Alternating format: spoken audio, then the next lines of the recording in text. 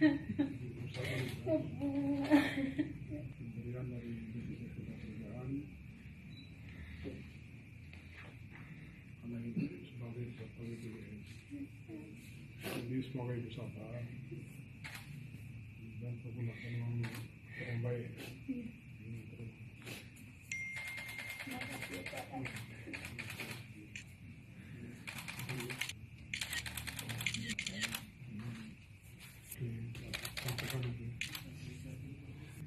Namanya musibah kita nggak minta. Musibah itu yang memang sudah ditentukan takdir, nggak bisa kita elakkan.